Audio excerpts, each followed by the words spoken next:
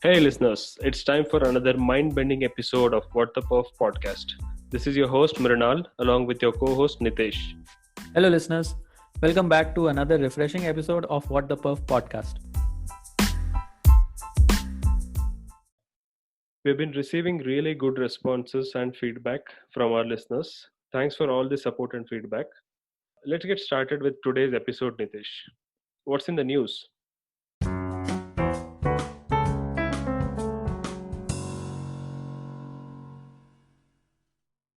I have four news items this week. In the first news, Neoload 7.5 was unveiled last week. This new version includes enhanced integrations with popular APM tool Dynatrace. The two products now share test results data, which is viewable from either the Neoload or Dynatrace user interface. Its another feature is integration with popular functional test automation tool Tosca, which supports conversion of Tosca API functional tests into Neoload performance tests. And there are many other feature enhancements. In the second news item, SpaceX successfully launched its 10th set of Starlink internet satellites into orbit. Starlink is a broadband constellation that will provide satellite internet access to the masses across the globe, particularly in remote regions. SpaceX constellation of Starlink internet satellites aims to provide low latency, high speed broadband to customers who do not have access to internet connectivity. Third news is about compromise of data integrity at Intel. Hackers dumped a total of 20 GB Intel's confidential data online from partner and customer resource center. The information leaked appears to be breached from the Intel Resource and Design Center. This department hosts information of registered users who are mostly Intel customers and partners. In the last news item, White House announces expansion of the Clean Network to safeguard America's digital assets. The Clean Network is the program that the Trump's administration comprehensive approach to guarding citizens' privacy and companies' most sensitive information from aggressive intrusions by malign actors. Yeah, I went through the press statement for this one, Nitesh. It's a very comprehensive coverage. It is divided into five headings. I think you should check this one out. Sure, Manal. So that concludes the news sections for this week.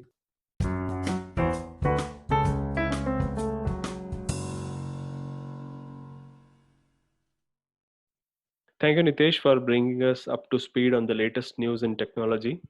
Let's get started with this week's episode. Sure. So, listeners, as promised, there is another interview that we have taken. We spoke with Ganesh Narasimha Devra. He is the Director of DevOps, Performance, and Platform Engineering at Zestmoney. We spoke about performance, DevOps, and a lot of other interesting stuff. Yeah, lots of great insights from him. I hope our listeners will also enjoy this conversation with Ganesh. Let's begin. Welcome, Ganesh. Welcome to What the Puff podcast. I have my co host Nitesh with me. Would you like to give a short intro about yourself?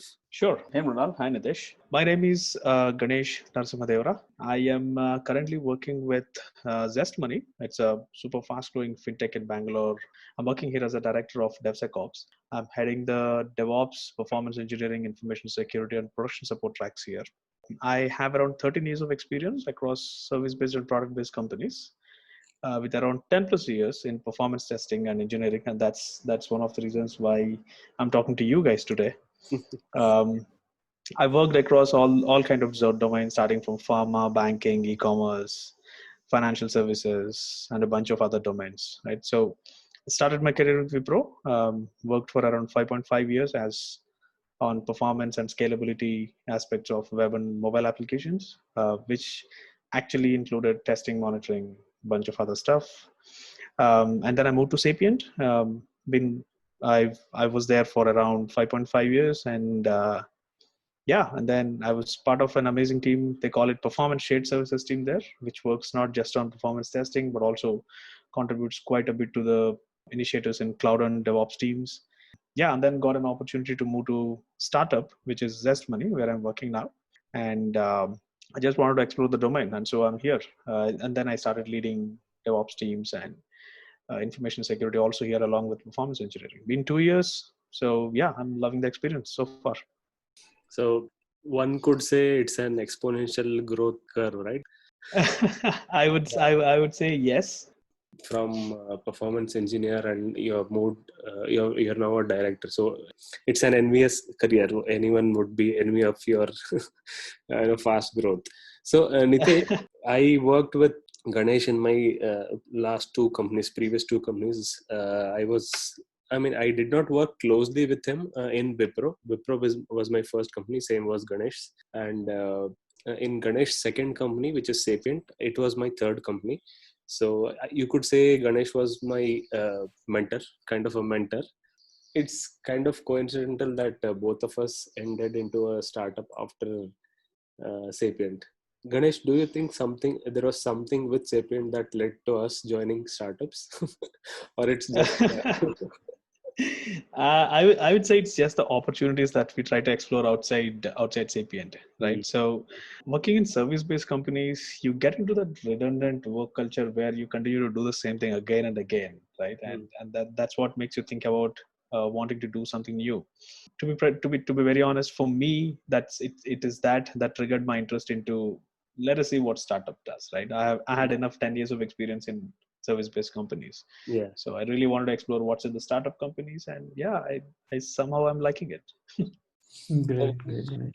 How did you get into the performance engineering part? It's actually a funny story behind it. I'm sure Mrinal already knows how things work in big service-based companies like Wipro. Mm-hmm. I landed in a job at Wipro from the campus selections that usually happens in colleges, right? Mm-hmm. And we have no idea what the track we'll be working with, Yeah. and had very little idea and awareness on what are the kind of tracks that these big companies deal with. It was all a random selection where a few of us were put into dev, few of them into QA, and for us, a job in a software company always meant development, right? You sit, write a Java code or a C# code or something like that. Yeah. And then people started talking about QA. We know that's like the next biggest team that any project will have right after the dev team, right? So we are kind of still okay with that because we were put into the QA bucket, and we are still okay with that one. And the funniest thing is we were taught Mercury QTP. Do you guys remember QTP? Yes. Yeah. So that's used for automation, right? So that's the word that we were taught for a week's time, right? Mm-hmm. And they said, okay, you guys belong to QA, so you are going to be deployed as QA engineers. So we're like, still okay, because Wipro's job in a big service-based company. Who's going to say no for that? So and right after a week, we get another email saying that you're going to be in a performance track, right? Mm-hmm. And I had no idea what that is. And they said, you're going to be in a performance track. You're traveling to Chennai, working for a big insurance client, one of big insurance clients for Wipro. What year was it? This was in 2007. Mm-hmm. This was in 2007, right? I went onto the first project, landed in my office in Chennai the very first day. The very first thing that I remember was my project lead coming and giving me a workstation with a load runner installed on it, and then just tells me that there are a bunch of scripts lying in this location. Just go ahead and then understand it. I don't know what load runner is, and I don't know how the script works. What are the requests that I'm seeing? I'm seeing a lot of web requests, web submit data, web submit forms. I have no idea what that is. And I just asked him, what exactly is load runner? Can you help me? Right. And since then, all he spoke about was about the tool. Yeah. And then I really had to start delivering scripts from that very next week for this big insurance client, right? And it was just scripting, no test execution, no monitoring. You create a script for a user flow that they give you, and you finish it, hand it over to them. That's all. And this continued for almost 6 months. You really can't expect more than that when you're in the very initial stages of your career, right? So right after that, I got real curious about how the test execution is happening. What are the factors that are considered? All we do is, because we are part of the DL, we get a report saying that last night's test was a failure, and we had no idea why that is a failure, right? So I started speaking to the leads and then trying to understand, why are you considering this as a failure? And then I started getting into the execution. And since then, it's been like quite a bit of projects, right? And one thing that is really good with service-based companies is that you get to work in a lot of projects and use a wide range of tools, right? That helped me a lot because I had to work across Silk Performer, Rational Performance Tester, JMeter, and right after working into all of this, like I mentioned, right, you get into a kind of doing redundant work, and you want to move out of it. So I started looking for something else, and then I moved to Sapient. And at Sapient, it's just not the testing tools and testing that these guys do, right?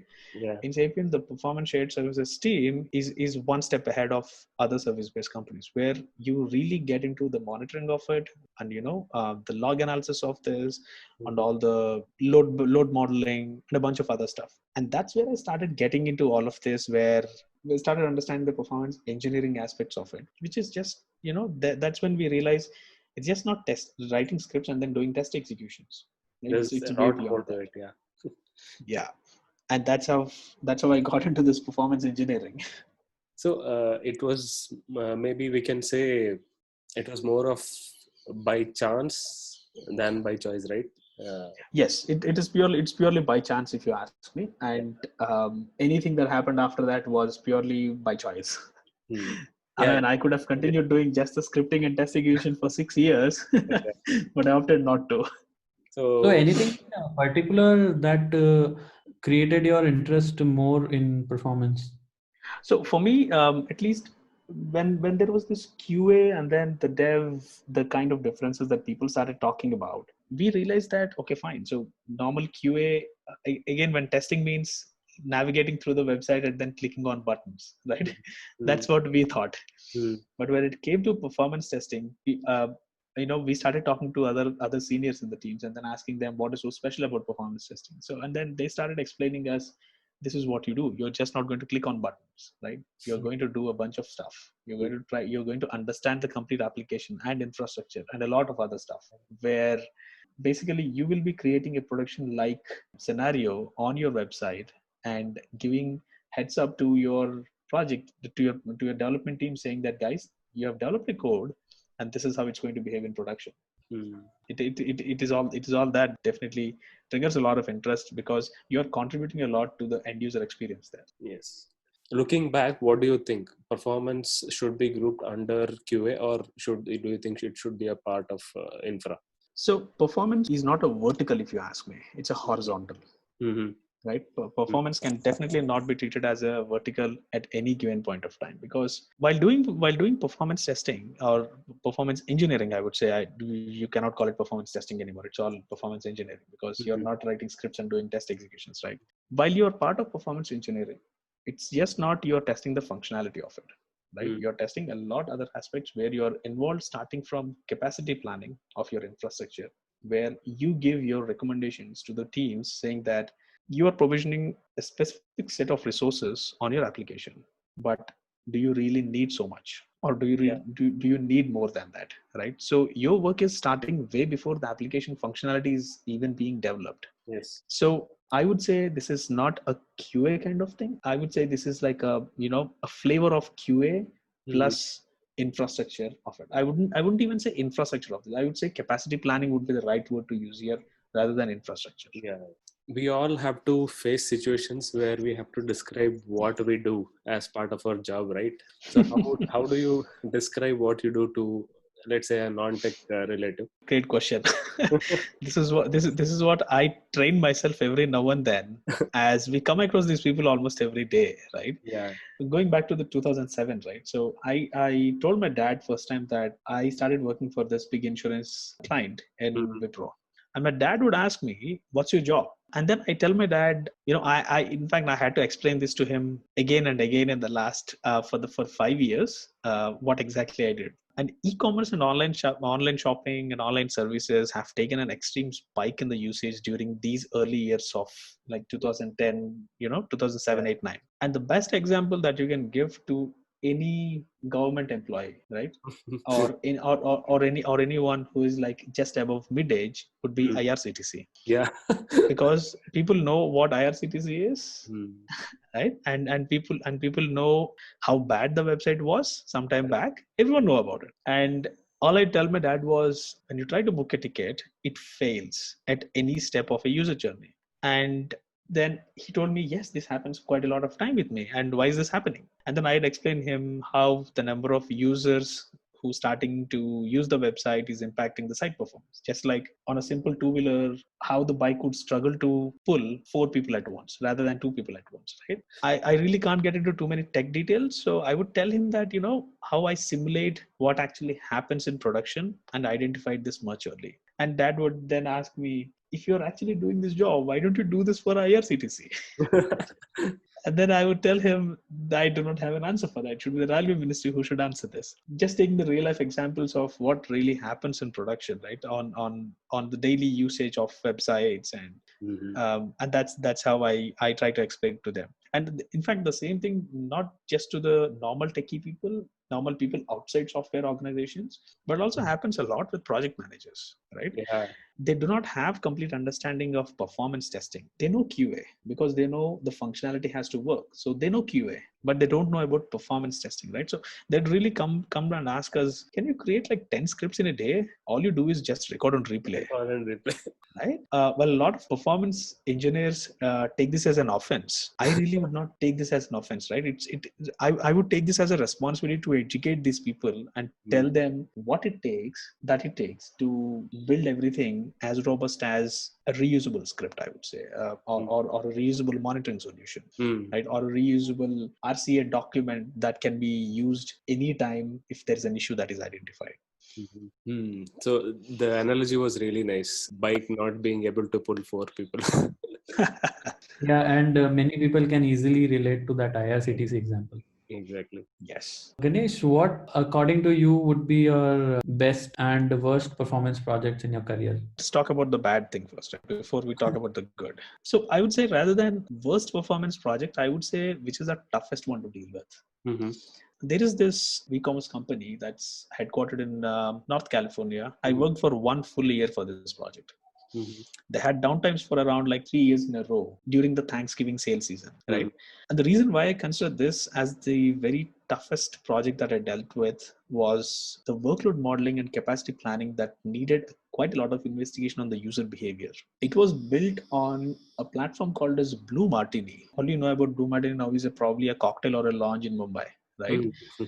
But Blue Martini is actually an e-commerce framework, which I've heard for the very first time when I got to this project. Right? Our testing would happen directly on production. So we literally took a downtime on production before sales season, 1 month before sales season, and then we simulate our production loads on production, right? And it's entirely a new tool for us to learn. We were working on Soasta Cloud Test, right? We would stay late in the night, go to the office at 10 p.m., work till 2 a.m. And the senior vice president of the company would come sit next to me asking why there is a spike in the response times from 1.2 seconds to 1.4 seconds, right? I had to explain him why there is this 200 milliseconds gap. So again, there are a lot of other companies working on just the monitoring and log analysis, right? And every day is a tough day for us because of all the stakeholder management that we had to do, and working on a completely new tool, working late nights, and having to work with Akamai, right? And that was one of the key things that we did for this project, where we did cache priming of all the content on the Akamai edge servers as one of the performance improvements that we did, right? While I say it's a toughest project, I learned a lot about what are the inputs that we need for capacity planning, cache priming, proper production type of workload modeling with exact conversion funnels, abandonment rates, and tough days. But we finally were able to achieve it, 100% uptime during the sales season. Wow. This was when you were with Sapient, right? This is when I was with Sapient. I believe it's in 2013 or 2014, sometime then. Yeah, and the best one that I loved is the one recently that we did at Zest Money. I had very good experiences at both Wipro and Sapient, but then the best one I would say is one thing that I never wanted to leave was performance engineering. Even I started taking care of DevOps and information security here, right? And suddenly there was a requirement, because our website is hosted only in India. We have like around 1,500 to 2,000 concurrent customers at any point of time, and we are integrated with like 3,000 merchants. Our website by itself would take a bit of load, but not a lot coming from a single merchant, right? Integrating with one of the partners in Bangalore. And while we do that, the partner asked us if our system is scalable up to 50 transactions per second. That's like 50 applications completely getting processed. And just being processed completely. So the customer getting a successful response of 50 applications per second, which is really big for us. And we can't spend money on a tool, so we had to go completely open source. We can't get tools like LoadRunner or something just for this testing. Yeah. Right? So we went completely open source. We used JMeter Mhm. for testing purpose, and then we used a master slave setup there. Mhm. And for log analysis, and again for looking at the results, because we wanted to do live monitoring of all the tests, which JMeter is not really good at. Yeah. We had to use our log analysis tool. Basically, we integrated our log analysis tool to pull logs from the JTL files, and and then show it on the screen so that everyone would take a look at that one. We built all the scripts with all the conversion funnels and everything. A lot of improvements from the application side as well. And we did not achieve 50 TPS, but we achieved 60 TPS. Oh. And it was 100% uptime during the sales season. So I really love this project because this was a direct impact on the customers who are trying to buy a product on this super famous e-commerce website. Okay. And opting for an EMI from Zest Money. Quite a lot of learning on working directly on the production, right? Absolutely. Yeah.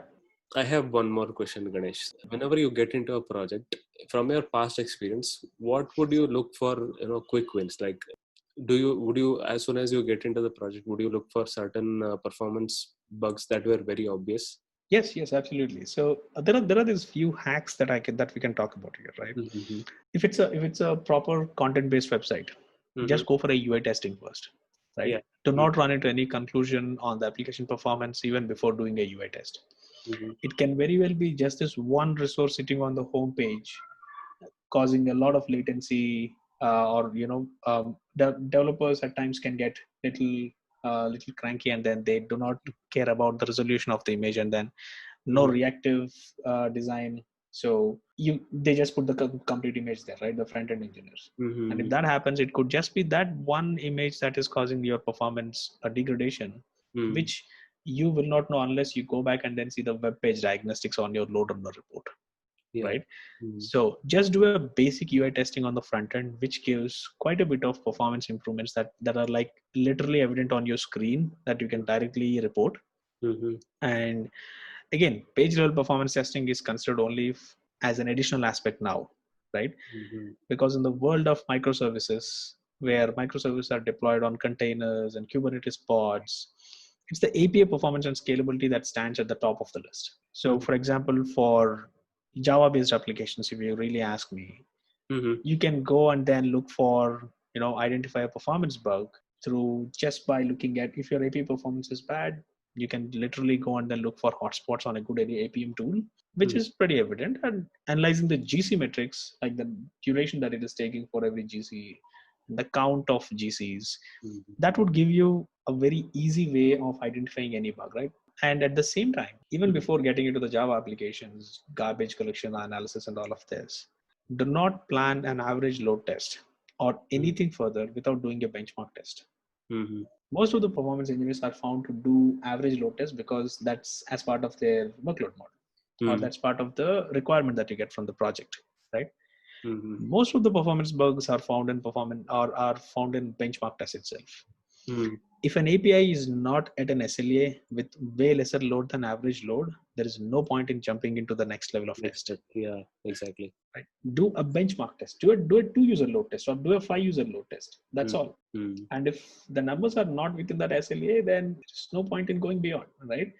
And in fact, I have architects coming and asking me, why am I reporting bugs from a 5-user load test and not going for my 150 users average load test, right?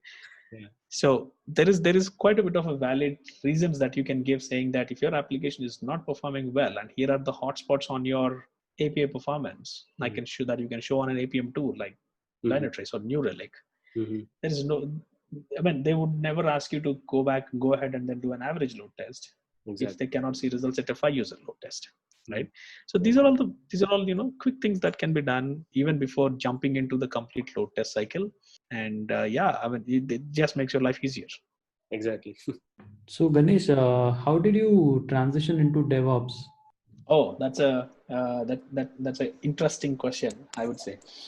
All I was doing was the performance testing part of it when I was in Wipro, and then I started doing a little bit of PE side of it, which included monitoring, log analysis, workload profiling and all of this at Sapient. But after a few days at Sapient, there was a requirement that has come up. It's not a requirement, I would say. I would say it's basically we are trying to improve the overall process, right? So we started installing our tools and everything on cloud. And, earlier we had like this standalone machine sitting in our data center, and then we were using them. And then people were asking us, whoa, we have to access only this instance to do our tests, right? And again, the developers and project teams are a way lot dependent on us, on the performance testing team. And project teams would keep complaining that, guys, you don't have enough bandwidth even if we ask you to do a benchmark testing, right? And this test is for just like, testing our individual microservice of 2 APIs with 5 users, and we still have to wait for you guys to give us a bandwidth. So we wanted to avoid all of these instances and then make developers' life easier.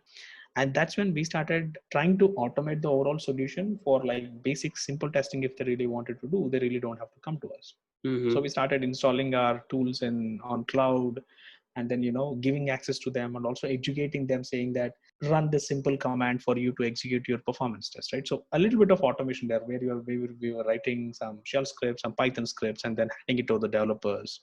So we started provisioning some infrastructure and then giving like a self-service thing to the developers so that they can do the test by themselves. And that's when my interest started in cloud, right? And once this was done, I came through this opportunity of working with the startup with Zestmoney.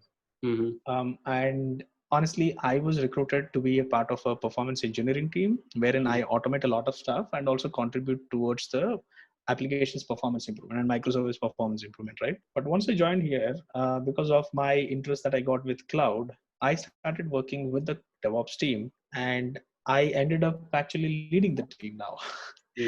And now, that's how I came into DevOps, and then that's how I got in touch with DevOps, and I'm completely into DevOps right now. So, how would you describe DevOps? Is it like the automation part? Like most people have a hard time, even myself. When I look up the definition of DevOps, there is a separate definition. People use DevOps in many different contexts, right? So how would you define DevOps, Ganesh? First of all, people need to come out of the view that DevOps is not a team, right? It's not a team. It's a culture. It's a culture that's promoted by a specific team, wherein automation is done at every possible point of code, from the developer's laptop to the end user's platform, right? No compromise in quality or responsiveness, or possibly increasing the value day by day. Right?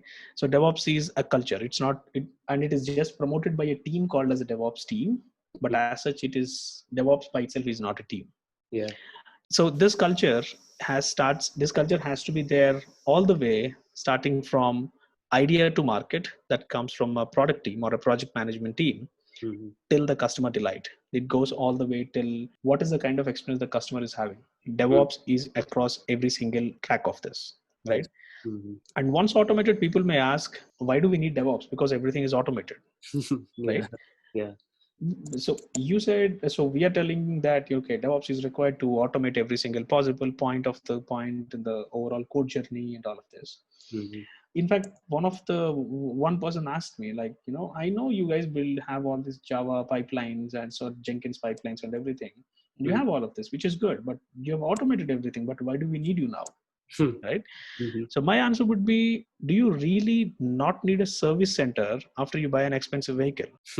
You bought an expensive vehicle, right? But you still need to get it serviced every now and then. You may want to get an upgrade, right? Or you may want to get it serviced, or you need some kind of maintenance to be done on your expensive vehicle that you bought. I would say the overall DevOps process that you have is an expensive vehicle, right?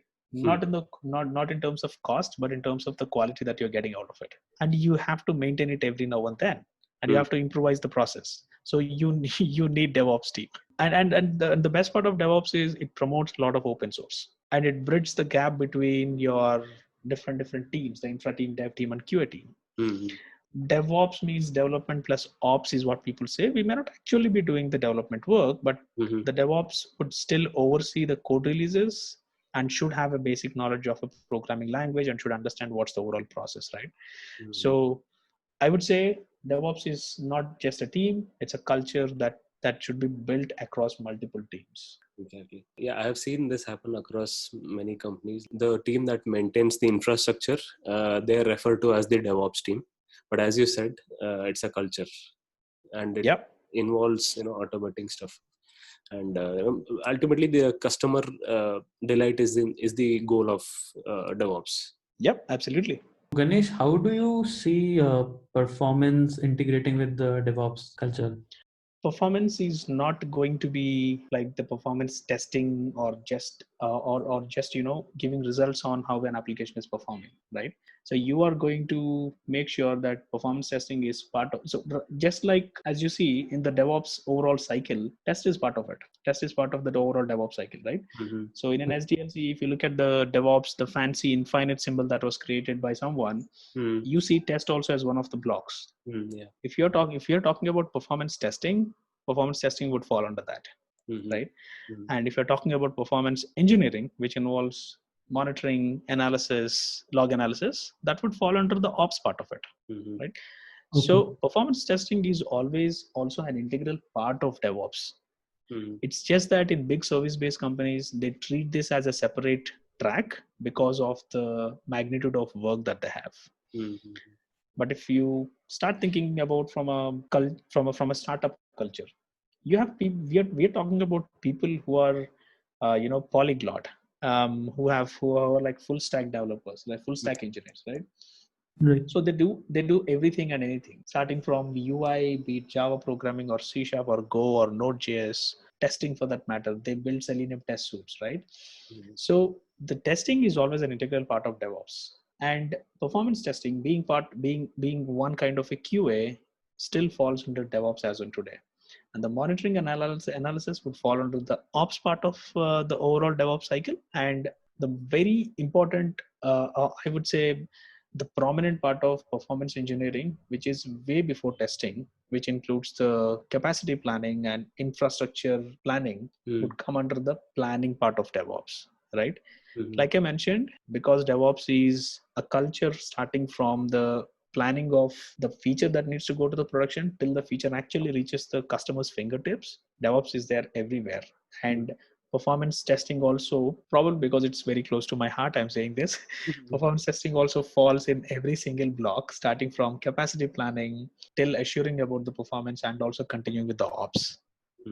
I've seen a couple of books on this, the DevOps culture, right? There is a book called The Phoenix Project. And there's a series of books actually, The Phoenix Project, The DevOps Handbook, and Beyond the Phoenix Project, and one more book. So many people have suggested that it's a good read on DevOps. So I think I'll pick one of those and start reading after, you describing the process. Yeah. Okay, I have another question, Ganesh. So, sure. How do you think the role of a performance engineer will evolve in future? For example, there is the SRE track, and there is some people are now referring to QA roles as SDET engineers, and there is the DevOps side of it. So, how do you think, or which one would be ideal for a performance engineer going forward? Like you correctly mentioned, it's not a performance tester anymore, right? It's always a performance engineer. And performance tester is only till you cross a certain years of experience in your overall career. After like probably 1 or 2 years, you cannot be called as a performance QA engineer, right? You're a performance engineer. So take like few references from big people like Satya Nadella's last year MS Ignite session.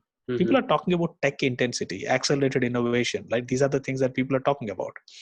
No one wants to repeat the same task again and again manually. Exactly. Be it performance testing or any other track, right? A performance tester should become an engineer more than testing, and adding the performance work would expose him more into infra and cloud verticals. Right? And performance engineers in any company during the first few years would be like a T-shaped, I would say. T-shaped skill is what I would say about them. The T-shape would be domain and performance tracks of it, right? And this should become a pie-shaped one and should continue to become a comb-shaped skill set. Right? I saw about this in one of the DevOps summits that I attended, where it was very beautifully explained, saying that a T-shaped the skill set of a person should grow as per the years of experience that grows along with for the person, right?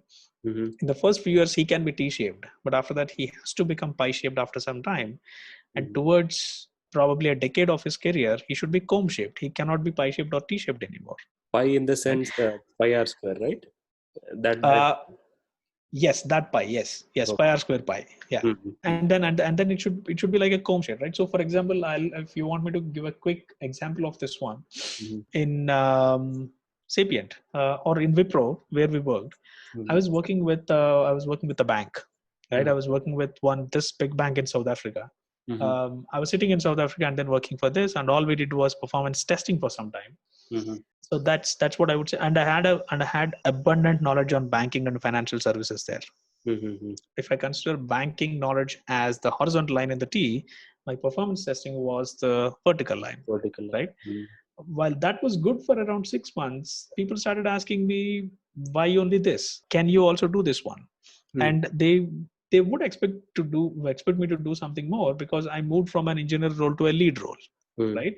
Mm-hmm. And then I have to move myself from T-shaped to pie-shaped, where I also had to add the complete monitoring aspect of it. I have to add mobile testing under that one, right? Mm-hmm. So that's a kind of career which is not specific for performance engineers, but for every engineer out there who wants to grow. For me, not because I started dealing with a lot of DevOps stuff, but I somehow look a performance engineer to be grown well into the fields of infrastructure and DevOps there. I definitely see that kind of contribution that's being done by all performance engineers as on today in terms of capacity planning and production workload profiling. Mm-hmm. And that would definitely help this person grow in the fields of infrastructure. Maybe not DevOps, but definitely in the infrastructure field of it. And the more automation of all the activities is the only way to go, that I would say. I think, Brunal, you remember the apps framework that we have developed in Sapient, right? Yes, yes. And that's exactly what I was trying to refer in the previous questions, where we are trying to solve the problem where we want the developers not to come to us and still have their application benchmarked well within pre-prod environment, or in probably a smaller environment. And again, they do not have to pay for the resource, they do not have to pay for the infrastructure, because it's all containerized.